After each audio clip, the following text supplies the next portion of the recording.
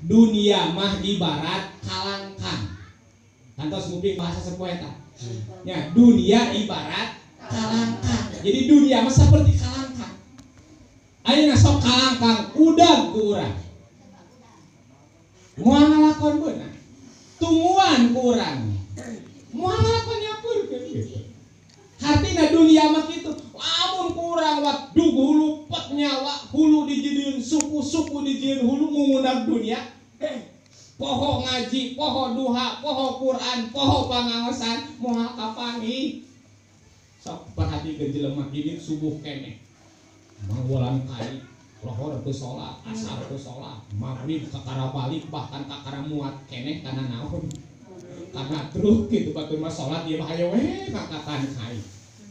Balik teh geus jam 10 reup sare subuh teu salat capek teh beunghang teh kira-kira nu kitu teu kalah ribu ibarat jelema ngudak kalangkang daripada beunang kalakah capek hayang nyampeurkeun kalangkang hayang nyampeurkeun dunia sok ruku sok sujud sok ajaran urang tatih kalangkang bukan itu lamun urang ruku nyampeurkeun teh kalangkang hah nyampeurkeun pan kalangkang ngadeuketan urang ruku teh kitu nya kalangkang teh jadi hanapeun urang hayang beunang kabeh eta kalangkang sujadan ruk urang sujud beunang kalangkang teh kabeh kitu hartina hayang beunang dunia mah tetep tong ninggalkeun ruku sujud tong ninggalkeun duha jeung tahajud bakal beunang kitu mata katilu jelma nu dawam kana duha jeung tahajud walal akhiratu khairul laka minal